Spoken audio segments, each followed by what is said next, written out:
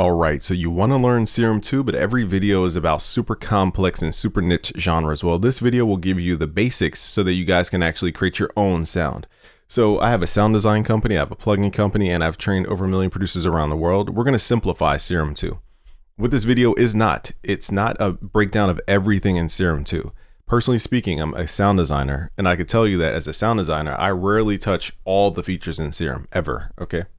It's cool to know stuff, but you know, you got to think about application. Okay, so when you first open up Serum, it starts off with what's called a saw wave. This thing is making the sound. All right, so let's build a sound. So we're going to educate as we go. So let's pull up the unison. This is basically duplicating the waveform and spreading the tuning. If I sing like this, and then I sing like this, and then I sing like this, and I stack all those together, it creates a unison stack. So it creates this creamier spread sound here. Lush sound, if you will.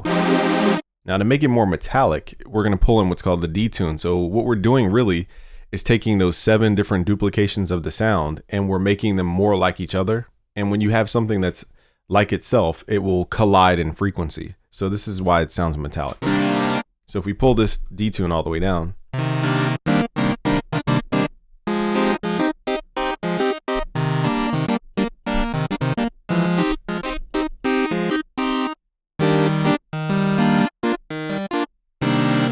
all right, now what happens if we turn the detune past 50%? We're going to get almost like a chaotic sound. So this is where we get into Reese bass. So let's take it away from what's called the super saw, which we just created. And let's move into the Reese bass, which is a very common bass. What we're going to do is turn the detune up, you know, around 50%. There's different types of Reese basses, so there's different ways to do it, but let's turn it past 50%. And this creates that wobble because now we have 2 things detuned so far apart that it just has a different phase on it and a different wave interference. Okay, now what we're going to do to make this more Reese-y is add a filter. And the secret though is to add drive to the filter. Okay, this is what adds that bite to the tone. And then you want to just turn down your main output here. And different Reeses, depending on the genre, you could turn up what's called the resonance. So the filter is chiseling out the high frequencies. By default, this is set to what's called a low pass filter. And we're cutting off the higher frequencies by default. These labels right here where it says A through B through C, this is saying which sound making thing should go through this thing called a filter.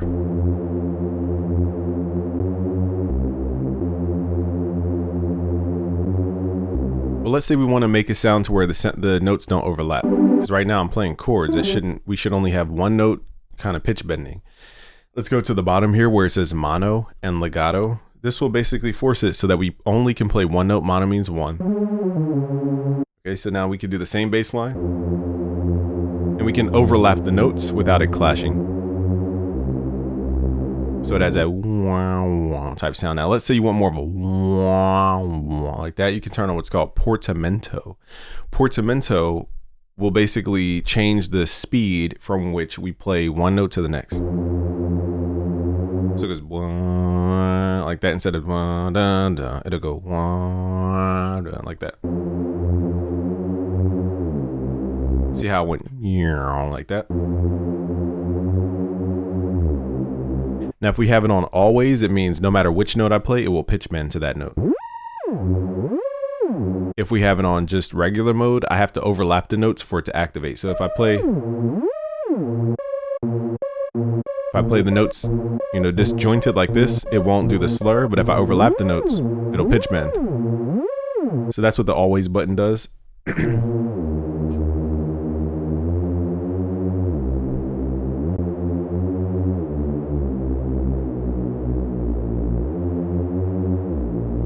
All right, so now let's shape this Reese into something cool.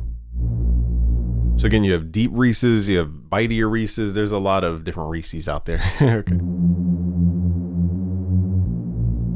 But the main secret people overlook is that drive knob. The drive knob is basically adding more frequencies underneath the saw.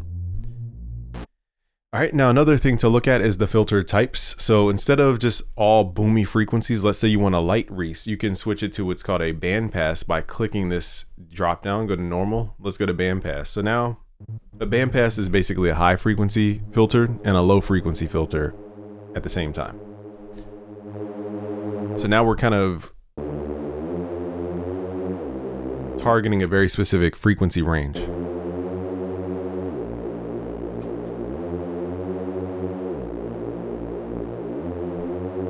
Now keep in mind you can still mess with this mix knob.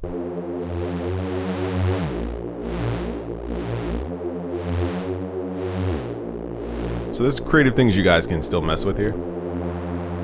So the more resonance you add, the more chiseled it becomes. Let's say you want it more broad. Let's move this. All right, normally I keep it on a low pass filter. It just sounds more natural to my ear. Now there's different numbers next to this where it says a low, and this stands for the curvature. Okay, so if I have it at 18 dB per octave, it's a sharper curve than if I have it at 6 dB per octave. So sometimes you want, you know, a more aggressive low pass filter. So it's like putting a hand in front of your mouth. Like the more hands I put, the more low frequency. But if I just kind of barely put my hand in front of my mouth, you know, it's not cutting out a ton of frequency. But if I put my hand closer and closer to my mouth, it's cutting on. Okay, so that's the same thing, basically. So the higher the number, the more dB per octave, the sharper the curvature of the cutoff frequency. So the cutoff frequency is where does this thing start cutting out stuff? And the resonance point is an EQ boost at that specific point, at least for typical filters. All right, so now we created two sounds. You guys learned how to create a super saw, which is probably the most common sound, and a Reese bass already just from simple things.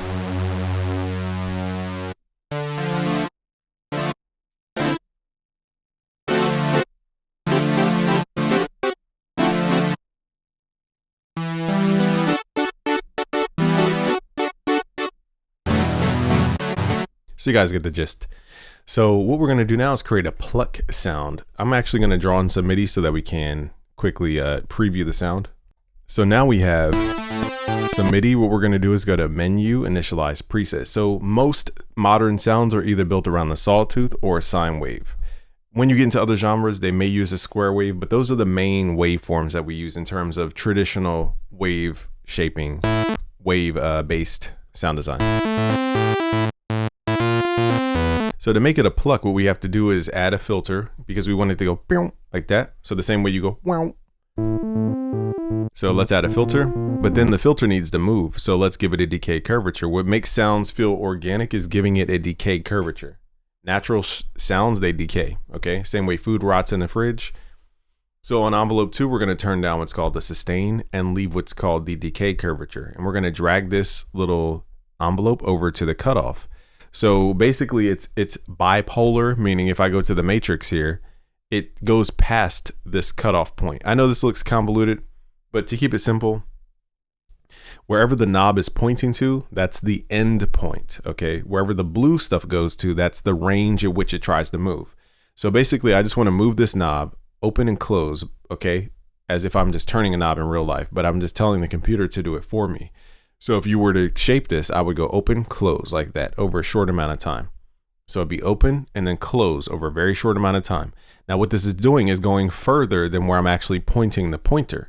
So that's called bipolar mode. Basically it adds more values. So let's go to the matrix, and most people don't realize this, but you could turn off the bipolar mode and put this on unipolar mode so that it only works in one direction and not sways the other way. So now we can fully control where it starts and where it ends. And then let's add our drive knob for more. Let's add resonance for that lasery sound. Now the sound is kind of stiff, okay? So what we can do is add what's called release to give it more of a like a natural fade. It's almost like built-in reverb if I had to kind of generalize. Instead of meow meow meow meow meow. Meow, meow, meow, meow, meow. It'll be like meow, meow, meow, meow, meow. It'll kind of ring out more. Sometimes we just have to up the decay curvature, and also we have to think about the actual amp envelope itself. So an amp envelope is taking care of the volume of the sound. The filter envelope is taking care of the movement of the filter. So these tend to need to work in tandem, if that's the proper English. They need to work together.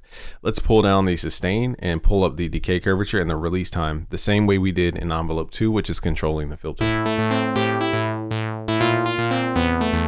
So now it goes meow, and now if I pull the release all the way back to 0, let's see what it sounds like. It sounds very truncated. Meow, meow, meow, meow, meow. But if we up the release, it kind of rings out a little bit more.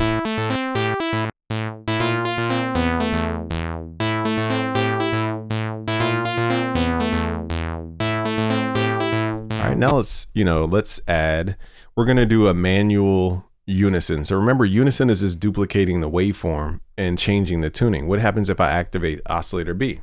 So now we have the same waveform. And what if we give it a different frequency? So we're going to go to what's called fine tune. So let me turn this off for a second. So fine tune is like me singing a little bit flat or a little bit sharp. I can sing here, or I can sing here, or I can sing here. You know, I can go up, down a little bit. So the fine tune is just changing that specific area. And when you stack these two sounds together, it creates this phase C sound because you have what's called wave interference. Now what we can do to, some people like that sound, but let's say you want them to be spread, you could turn one to the left with the pan knob and one to the right. So now it's a wider thing to where they're not colliding as much. It's not as obvious that they're colliding. And when your ear hears something different in the left ear versus something different in the right ear, it creates a big stereo width effect. That's called the side image, by the way. Let's add the filter back.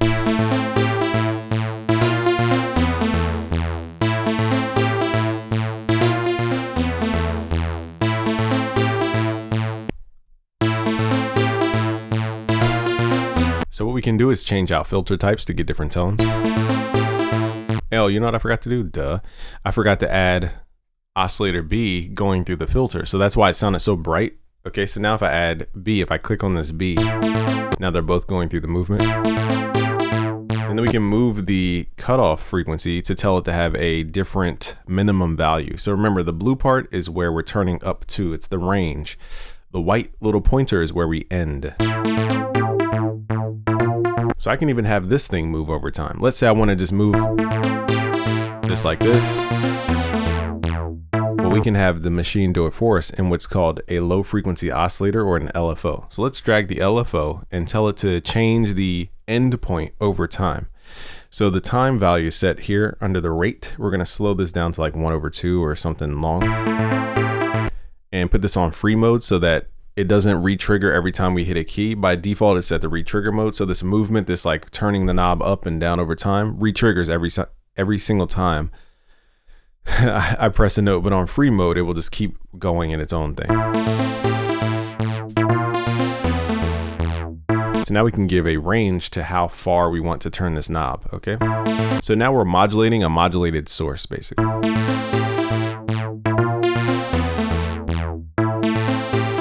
So sometimes you don't need more wavetables and like different things. Sometimes you just need more modulation over time. Now let's delve into effects because this is the natural next step I would do. Let's go to the effects. Let's go to main. And there are many effects you guys can learn over time. Distortion is probably going to be a mainstay for you guys. Delay and then reverb. I'm going to show you a different way to use delay and reverb instead of just directly on the sound. First, let's go to distortion and let's turn up the drive here.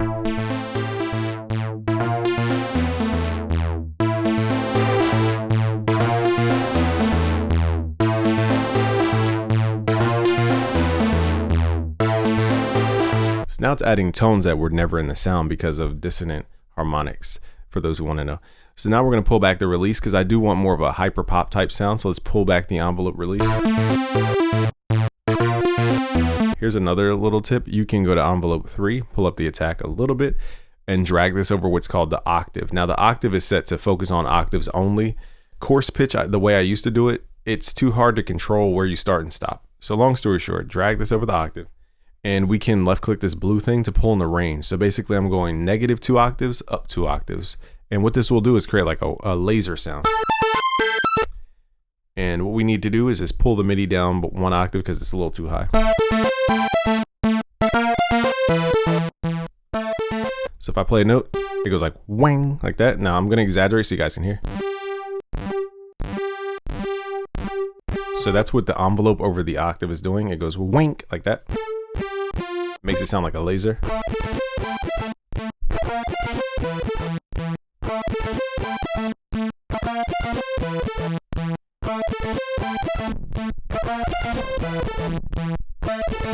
Now if we had that release, we have more wave collisions.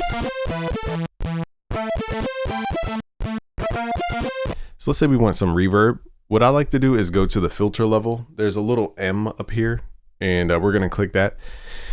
We're gonna send it to bus number 1. So if you guys go to the effects, a bus is basically its own dedicated effects chain. Instead of playing seesaw with your original sound and reverb, like you'll lose your sound but get more reverb, you can send it to a bus. So let's open up the bus number 1 and select reverb. Let's switch this to a hall reverb, up the decay curvature, and up the size of the room, and turn the mix level to 100%. Now if we go back to the front panel, click here, we're sending a duplicate of the signal to that specific effect after the filter.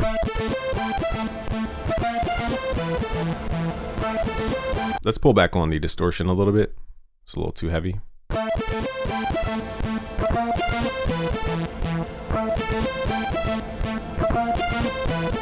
So now the reverb only comes after the filter. So it's a darker reverb.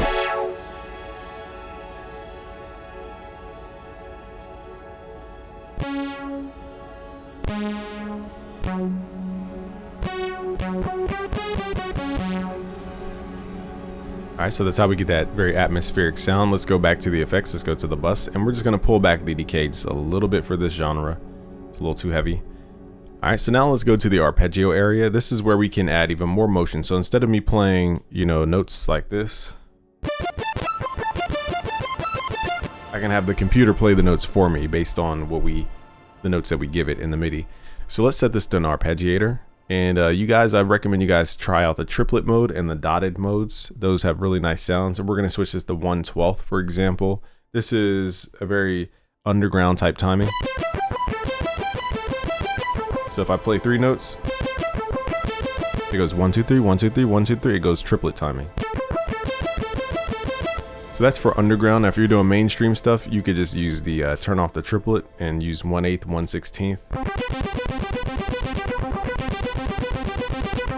Okay, we could do like higher up triplets. Like let's do a 1/64 triplet. This is going to give you that Timbaland Magna Carta Holy Grail type sound. Let me also take out the reverb. And then we need to go back to the front. So I'm just showing you guys stuff. This isn't like, don't copy this specific setting here. Just showing you guys what I discovered one time. Let's figure out why this is sounding weird. All right, let's figure out why this arpeggio is weird. I guess the tempo is so high, that's probably why.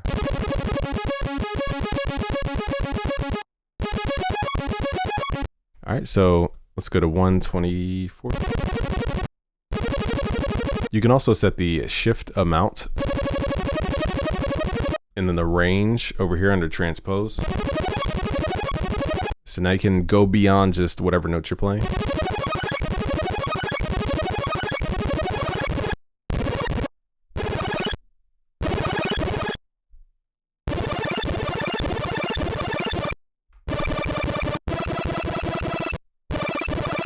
Again, we're just showing you guys stuff. You don't have to memorize this part. Get that fast Magna Carta Holy Grail type sound. Let's slow it down a little bit though. The BPM's too high. And then we would have to get rid of that little lasery envelope. That's why it sounds kind of glitchy still, because we have that lasery sound on it. So this would give you more, again, like I said, a Timbaland sound. Let's play.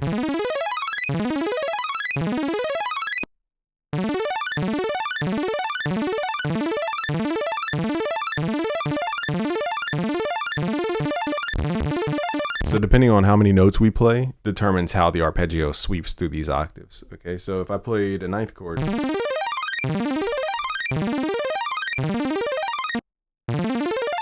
So let's play a chord progression and then we'll add some effects. So we're at 70 BPM here.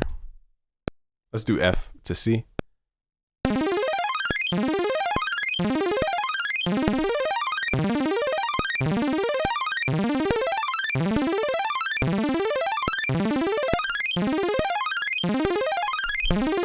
So if you guys listened, you would know that the arpeggio is not in sync with, funny enough. It's not in synchronization, if that's the right word, with the actual metronome. That's because the amount of notes will dictate how we perceive the arpeggio. So even if I have it on 1/64th, if I play the wrong amount of notes, it will just sound, it just won't like line up. See how it's not lining up? So I found that, 3 notes is usually the sweet spot. In some cases 4, depending on your time division. See how it's right on beat? Now if I have 3 notes, let's see what it sounds like. Once you have 5 notes and more, that's where it gets a little convoluted in terms of timing. Now we can change what's called the pattern, so we can play, there's all different modes, guys. I don't mess with these modes 90% of the time, but I could have it re-trigger my entire chord that I played.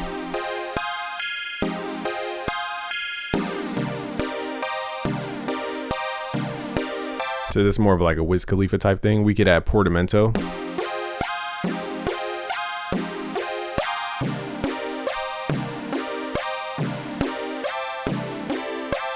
And now you would just need to line up the timing.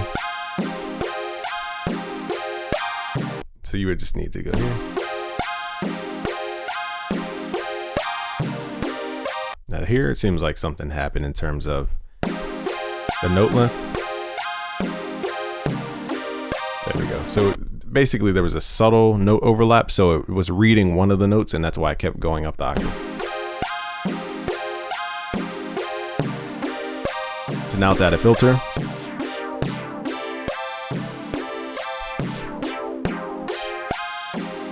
So the question is, how do we like customize this type of sound? So the first thing I might do, now here's where we get into creative stuff. I want to show you guys how to take your basic, super saw, make it a Reese bass, turn it into something like this, but then show you guys where we can take it into the advanced world. All right, so the LFO 2, we could set this to, let's say, a sample and hold. This is basically a randomized function, but it's in steps. So it goes random, but it's like jumpy in steps. All right, so we're gonna drag this over the fine tune pitch, and let's select this blue area and pull the range into about 30 cents or so. So that's what the number means, is 30 cents. There's 100 cents between each note. I'd recommend you guys stick with between 30, just to kind of not make stuff sound out of key. I'm not giving you rules, I'm just telling you where the sweet spot is for most sounds. It's 30 cents or so. So now this shape here is going to be randomized and modulate this fine tune pitch of oscillator 1. So it's going to detune itself every now and again.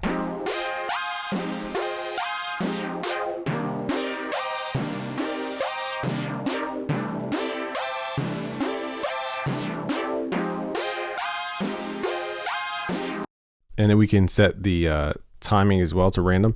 Another way I like to use this is over the octave. So let's drag this over the octave and give it a range of about -2. But we can go to the matrix. I know I'm moving around because you guys will learn this stuff over time.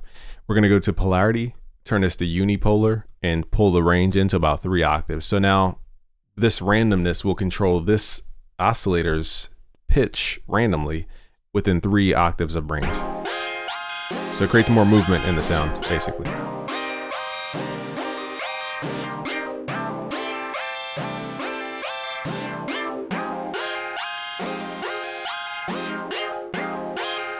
Now let's do even more unique things here. Let's go to the pan tool, and let me show you guys a cool technique I like to do, which is to right click, go to mod source. You could do this for any knob. You could just right click, go to mod source instead of dragging stuff over top of another.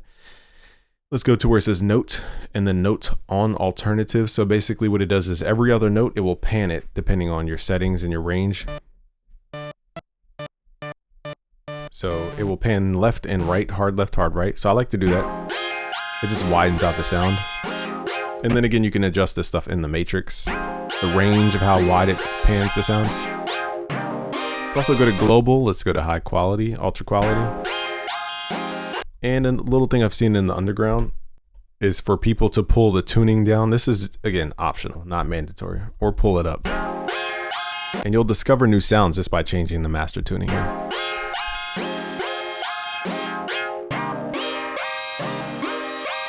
All right, now let's add some flavor. Let's go to the effects and let's add some delay.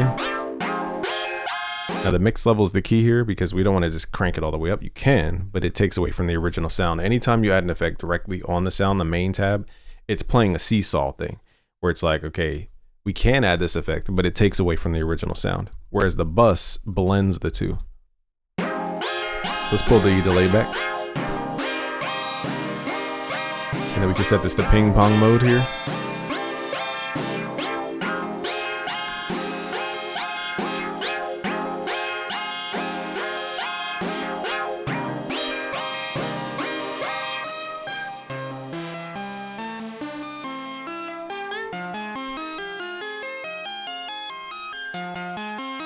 I like the chord mode, it just sounded better. Now there's tons of arpeggio styles, so just experiment, guys. There's no like right or wrong one. The only problem here is the delay overlaps the next chord, so you have one chord that shouldn't be overlapping another chord. So in this case, the delay doesn't help this sound, unless it's a fast delay. So let's set the time here. Instead of 1/4, let's do like a very fast time, like 1/16.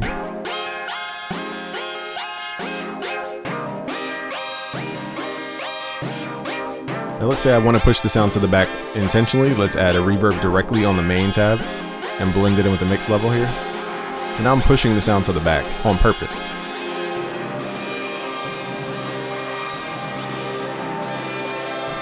We kind of lose some detail though. Just pull this back. And let's cut out the lows here, meaning we don't have those low frequencies stacking up in the reverb, which can make a reverb sound very muddy. So this sounds pretty cool, very lightweight. Let's add some more drive. And let's pull the sounds down an octave.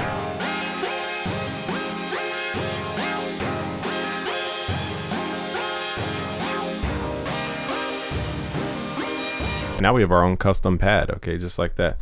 So I'll just say YouTube.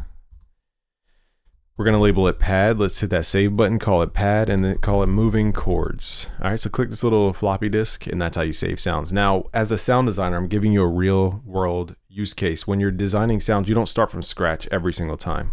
What we'll do is just tweak something else about this sound to make it different. So for example, I might do something like cut the reverb mix level by using an LFO. I'm moving quickly here because this is just arbitrary creative stuff. Okay, so let's grab an LFO3. Put it over the mix level, give it a range, and basically create. We're creating what's called a gated reverb technically. And then we're gonna move the range.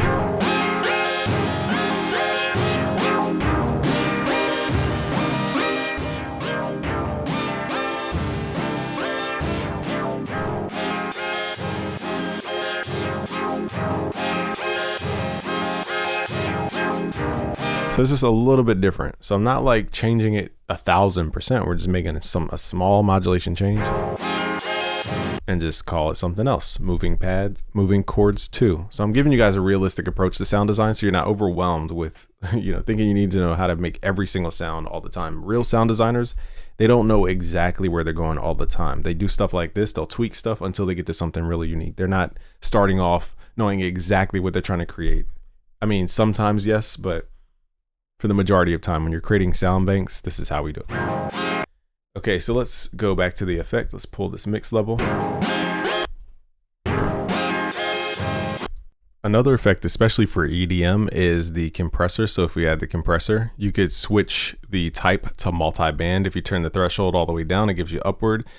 And basically I usually look at this tan area and this green area. But look at the black area. That is what we're trying to look at. It's just, I would always look at the green or the tan and kind of get confused. Just look at the little black part in between. And not that this video is going to explain compression, but this does have an EDM type sound if you turn up the gain knob. And you can move these little black bars to prioritize different bands. I've noticed EDM tends to prioritize the highs. Let's brighten up those high frequencies.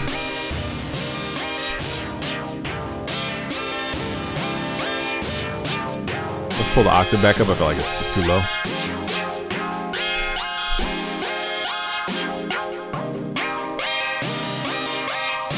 So here's how we bypass effects by turning them off. This little button here.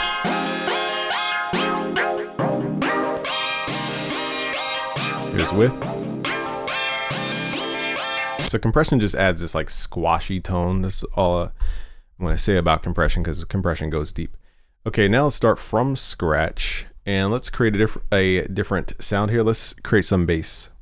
All right, so bass usually comes down to a sine wave. So if we switch the wavetable position, by default, they have different wavetables. I'm not going to get too deep into everything about everything, guys, because sound design is a whole career path. Okay, Serum 2 is just a tool to help us sound design. Okay, so here we have a sine wave, and this is the most fundamental bass tone that most people are aiming for. Okay, it's the most fundamental sound there is a sine wave. It's the smoothest tone. Now for bass, what we can do, most people don't know this, if you click the pencil tool, you can go into this area where they list harmonics. In short, the higher you go in this chart, the more shiny and bright it's going to sound. The further to the left, the more bubbly it's going to sound. Okay, so if I add the second harmonic and the third harmonic, you can create a nice bass tone just with those.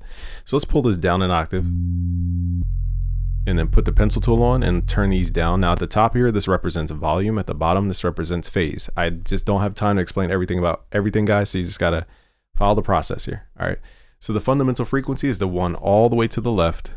That's the core root note. And then if we add the second column, this is called the second harmonic. Okay, it has a tone. It's a completely different frequency that we're adding. And if we add the third harmonic, we now have this bubbly bass tone without doing anything with any effects. So to explain this a little bit better, which I skipped over earlier, is to understand the wave forms at the core level. So let's open up this plugin called Wave Candy in FL Studio. We're going to turn the color up, right click, go to spectrum mode, and then we're going to turn the scale up and the resolution all the way up. So as you guys can see, these horizontal lines, these represent frequency. So if I turn off the second harmonic and the third harmonic, we should only see one horizontal line go across, which we do. Now if I add a second harmonic, we see two lines. Okay, so now there's two frequencies being played. It's more than one frequency in a sound. It's multiple most of the time. And then if we had the third harmonic, it's three lines. So we're adding more and more frequencies. And when I say harmonic, we're talking about a multiple of what's called the fundamental frequency. I'm trying to get too geeky. We have a sound design course at busyworksbeats.com/premium for those who want to get geeky. But, you know, let's say my fundamental frequency is 100 hertz. The second harmonic is 2 times 100 hertz. The third harmonic is 3 times 100 hertz. The fourth harmonic is 4 times 100 hertz. Okay, so that's all it is. We're stacking up multiples of the sound frequency.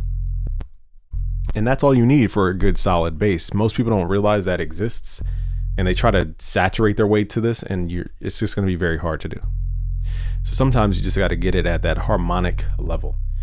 Now, if you want to take your bass further for more tone, you can click here, this drop down area. This is called the warp area. We're going to click here, go to distortion, and just start at the top with tube distortion and just turn this up. Now, what are we doing? We're adding more frequencies, as you guys can see in this chart. If I turn tube down, we only have 3 frequencies. If I start turning the tube saturation up, we're getting more and more frequencies added to the actual sound. And that's why it sounds louder or more aggressive. Okay, all we're doing is just adding more frequencies. It's probably, you know, where I would go with this. Now, to make it more dynamic, what we can do is actually increase the attack curvature and lower the decay curvature over the tube warp amount. I know this sounds complicated, but basically we're going to turn this knob up and down over time. Okay, and we can make it more subtle. So let's go to envelope 2, create an attack. And that little detail, it goes, it's very subtle, but that little detail can make something sound more realistic. Let's make sure we're on global, go to ultra mode.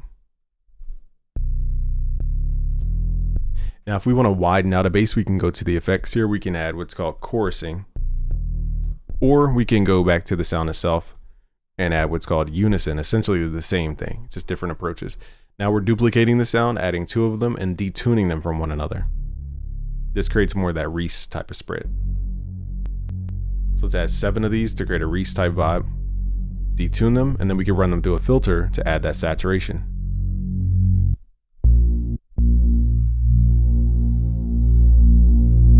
Now we got to really watch the volume here because that's where we...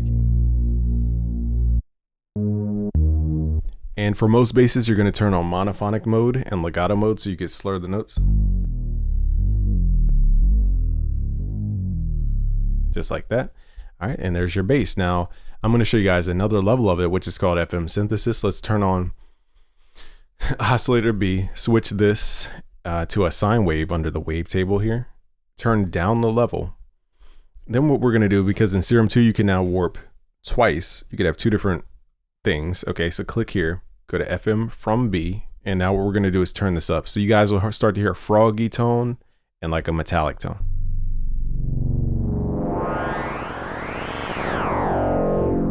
So anytime you hear like a froggy type tone, let's pull the unison back to 0 to 1.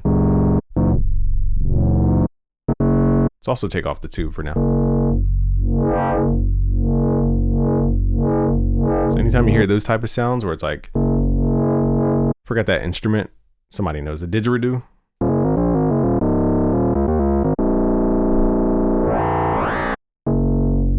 Okay, now if we go back to the harmonics, let's turn off the 2nd and 3rd harmonic. And now we just have a sine wave modulating a sine wave. Now when you mess with the harmonics, just make sure to turn up the volume on the fundamental back.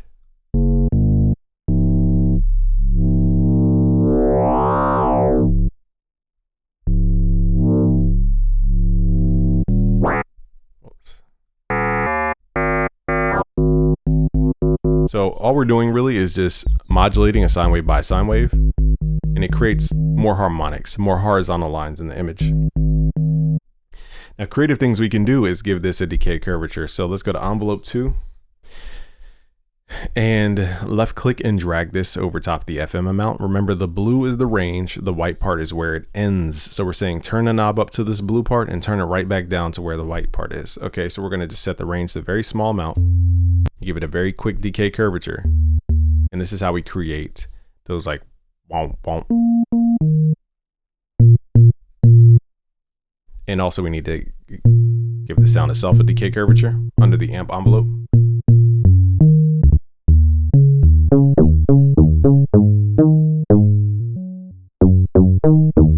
So now you guys can hear that sound. Now what I'm going to do is reset the sounds here because I think I just did too much to the sound. So now it's being a little weird. So let's do this again. Sine wave. We're going to modulate the sine wave by sine wave here. Let's do FM from B. Okay, and let's give it a decay curvature. Boom. Pulling the range. And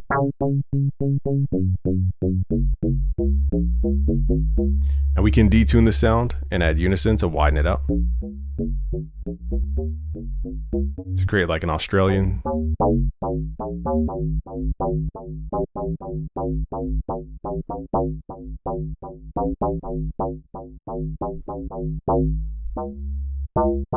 Now what most people don't know here is if you right click on the octave, you can actually set the mode, and this is more like under ratio. This is more, what's the word? More familiar to the FM realm is how they deal with frequency.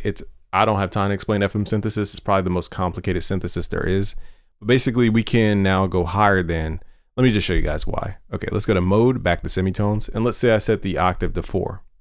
This is the highest it can go. So when you increase the octave of the modulating source, it creates a more metallic sound.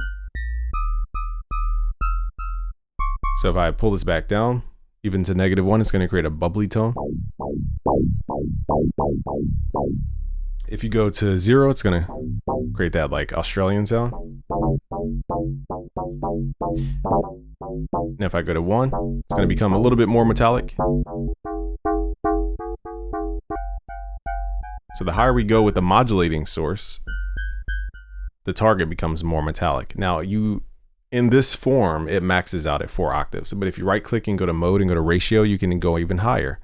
So this would be great for things like if you're sound designing an E-piano, and I do not have time to show you guys how to sound design an E-piano. It just takes so much time. Okay, so if you go to the ratio here, we can raise this up. So now we're getting into that tine area, for those who know what a tine is. Okay, and you can create a very quick decay curvature. You take off the detune here. And what they might do for, I'm just moving quick so you guys can have an example. Let's add some chorus. And here's your E-piano, for example.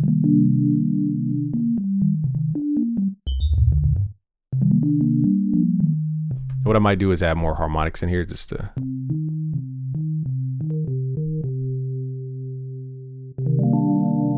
That's still a little muddy to my ear, okay? So again, I'm not here to make this a tutorial about E-pianos, but I would definitely cut the lows on this sound here.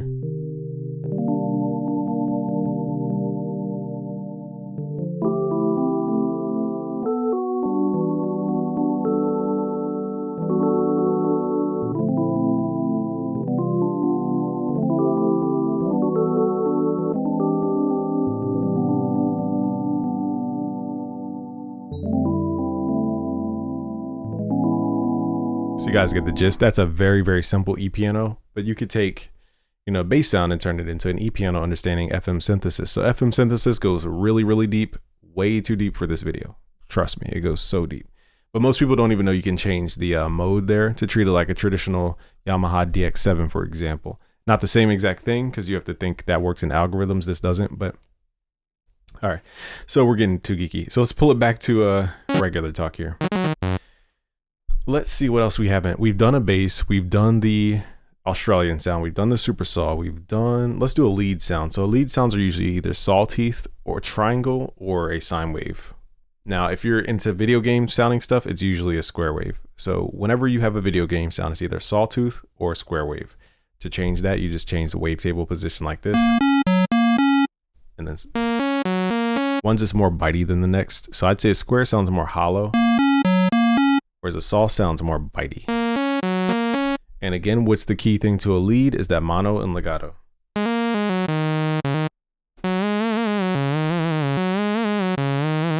So all I'm doing is just adding the mono legato and then maybe a filter. Now you can have what's called key tracking on the filter, this little keyboard. So when you play higher notes, it lets off of the low pass filter. When you play lower notes, it adds more of that filter. Now, is that gonna make or break your sound? Not all the time. It just adds a little more randomness to the sound.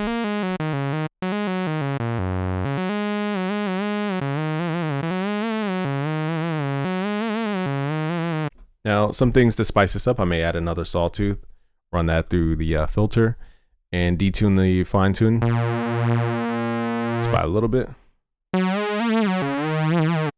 And then maybe add delay and reverb. Leads are actually more simple than you guys may think, because there's only but so many things you could do with a lead. I'm trying not to generalize, but let's go to filter. Let's turn up the bus.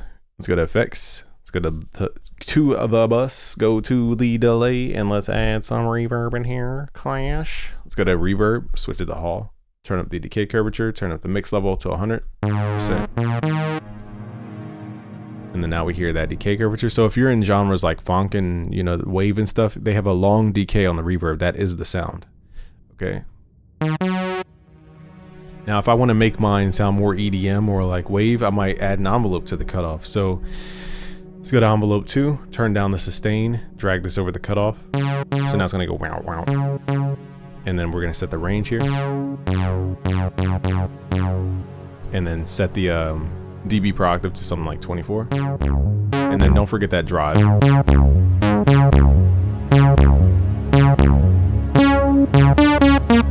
Another way is to add a bandpass filter. So instead of a low pass, we could try a bandpass filter.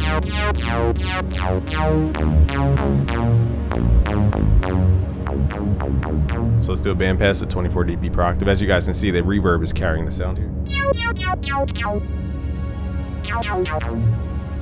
Let's take off monophonic mode if you're going for that EDM Pluck type of sound. We don't always need the mono. Personally, I like a low pass filter. It's just predictable. I don't like.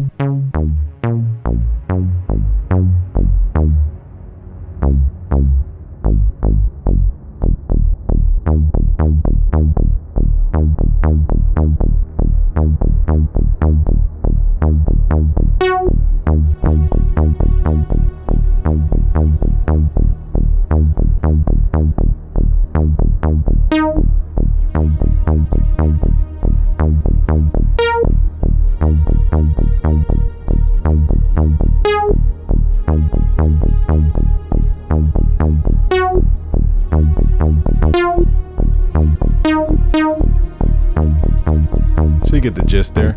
Now what they may do to add more EDM-esque sounds to it is go to the main tab, add that compressor to add like the smacky sound. Let's go to multi-band. And they may turn the threshold up. Most people, they'll again just move these little black things in the middle.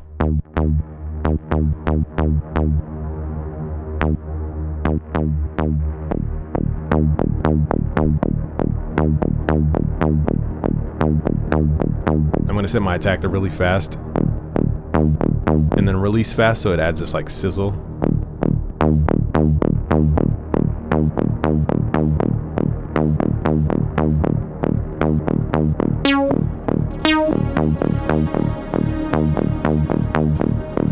Now again, we could do 1,000 things to the sound. We could add distortion.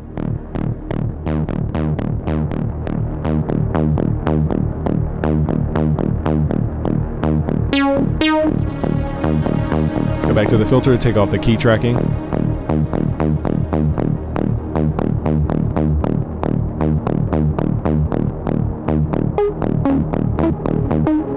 So now the top notes are more muted. Let's cut back on the reverbs a little bit. This reverb is sounding dope, but it's just very long.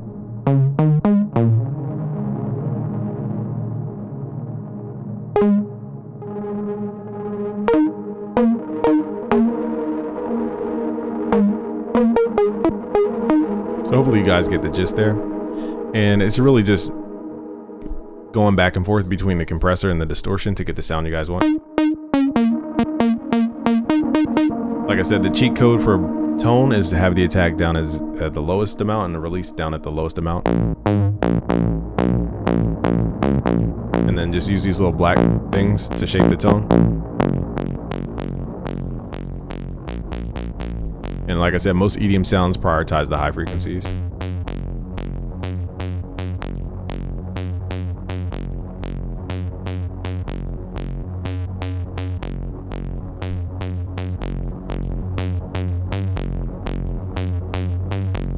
Alright, so what else is there to create? So we did bass, we did super saw, we did pluck, we did EDM stuff. I mean, from here, guys, you know, the sky's the limit. So let's just build a cool sound and kind of end this because I am losing my voice a little bit. I got to be really careful with my voice. So I want you guys to smash that like button. Again, for the full sound design course, which I spend hours teaching you guys sound design, go to busyworksbeats.com/premium. And the question is, what kind of sound are we even trying to create? I like to start with the sine wave because it's the foundation of all sounds. So I'm just going to sound design something. There's no intent behind it, but to make it sound cool. So let's do this again. Copy, paste. Let's go to menu, initialize. Let's go to wavetable position, switch this to a sine wave. Let's turn on oscillator B, turn the level down so it's not audible. And we're going to use it to modulate A. And then we're going to right click the mode, switch this to ratio mode. And then we're going to change the ratio to a higher ratio. Something like even numbers. So basically it goes from 1 ratio, 1:1 to 2:1 to 4:1. Anytime you stay in those even ratios, you'll get a nice sound that works. When you get into odd numbers and stuff, it becomes more dissonant. So let's set the max here and let's have, I'm just using my brain, y'all. I'm just using stuff. We're going to set the LFO1 over the amount here. Set the range to be very low. So now we'll just kind of randomly choose the brightness of the sound. Let's give it a little more randomness. Let's do the same thing with the octave. Let's go to the matrix, set this to unipolar. Let's go to the effects tab. Let's add some delay so we can hear more notes. Let's go to ping pong. Now another trick is to turn your delay on dotted notes. Okay, so let's turn it on dotted and let's try 1/8 dotted. Just left click and drag.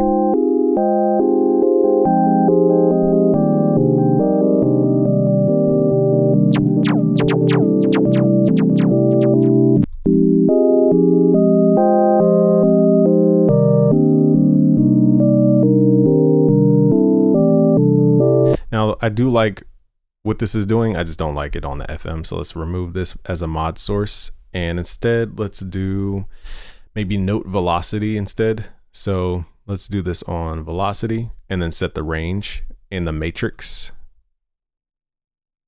Let's pull that warp down to about 10%, 20%. So depending on how hard I hit the key, it will turn this up or down based on that.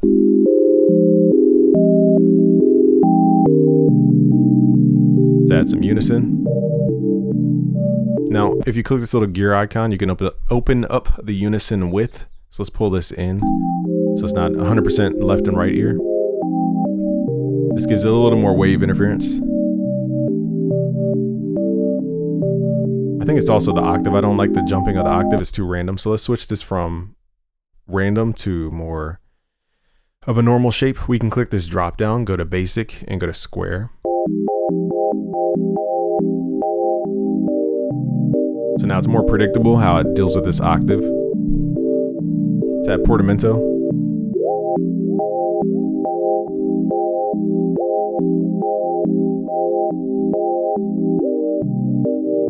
And let's go to, let's see what else we can add. Let's add like a sine wave in here, a sawtooth in here. Send it through the filter, just the saw by itself.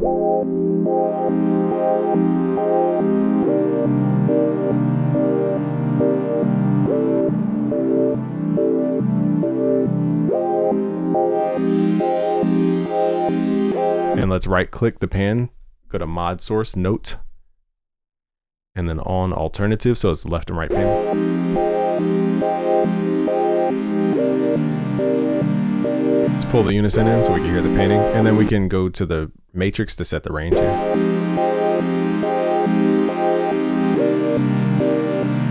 So now with this filter to move as well, so let's add an LFO over the filter.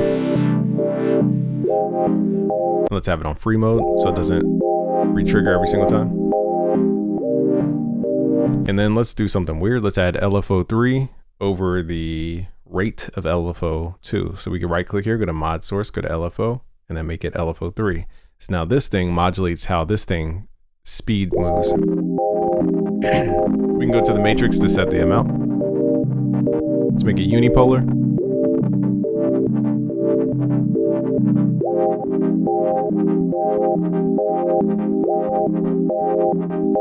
All right, so we need more reverb. Let's go to bus 1, add that reverb. Let's do this through the filter. Click the little drop down, go to bus 1. Turn the reverb mix level to 100%. Let's go to hall reverb.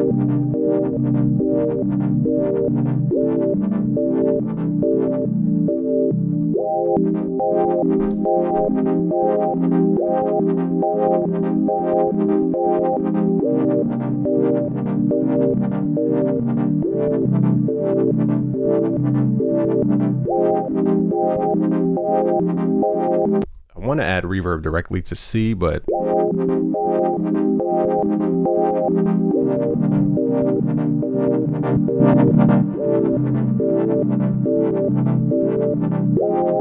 now there's a new reverb in here called Convolve. Whoops, hit the wrong one. Go to Convolve, and we can switch here, go to factory. I like the ones that say coloration, and where's the one? The massive one called Amorphous Space. This just sounds really dope. Now you gotta be careful with this because this thing could ring out forever. Let's turn off reverb 1.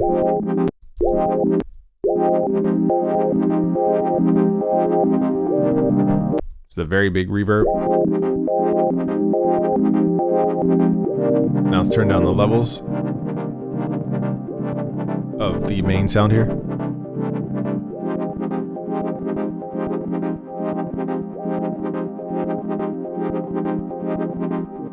Change the tuning to like 432, be kind of cool with it.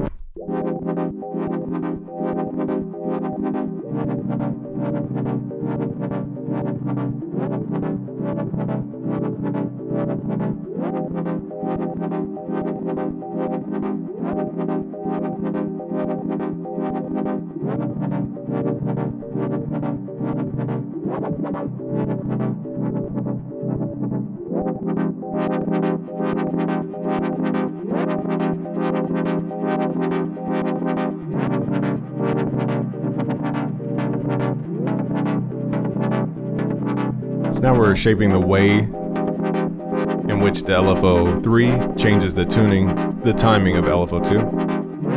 Let's just do it by shape just to see if this is easier.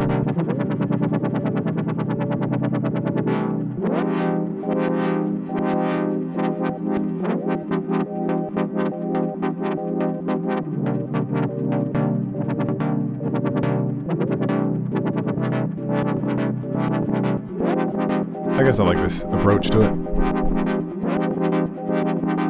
I do want it to have a little bit of a delay.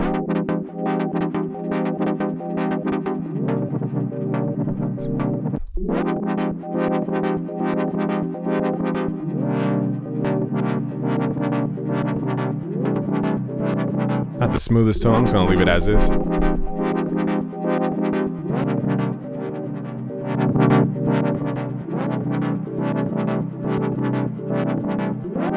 And then we can have the same sine wave from FMB, or I mean, this oscillator modulate the sawtooth as well. Let's try a sine wave.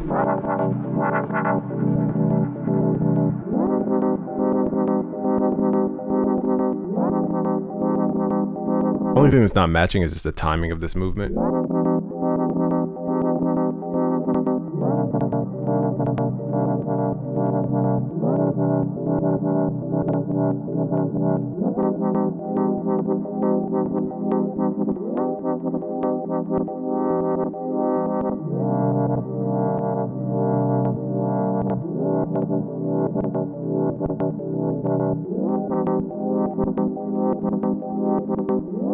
So this one you got to do by ear.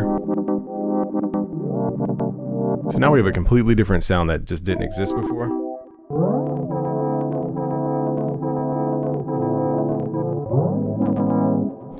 Now would I use this LFO technique a lot? Not in there, not really. I was trying to show you guys something, so let's remove that because personally it's just not something I would just...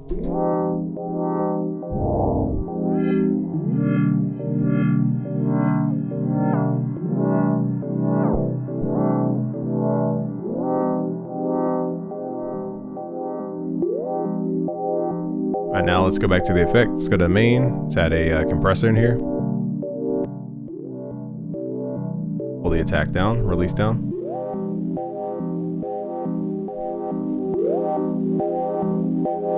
Get rid of some of that bass.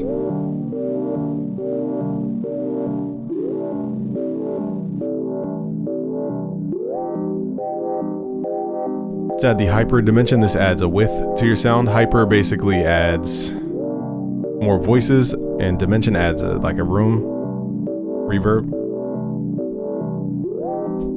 so it feels like it's in a space. I mean, where else can we take the sound? I mean, not much else to do with this sound. So just showing you guys little tips. Let's create one more sound and then I'm going to end this video. Actually, I think let's do a part 2. In part 2, let me know what you guys want to sound design below, and then we'll focus on that specific thing. I don't want to go on too many tangents, because it just depends on what we're trying to actually create. We didn't even cover the noise oscillator, the different filter types, and the matrix. So if you guys want to cover that in more detail, again, we have a full sound design course, how to make your own drum kits from scratch. Go to busyworksbeats.com/premium. Peace out, guys.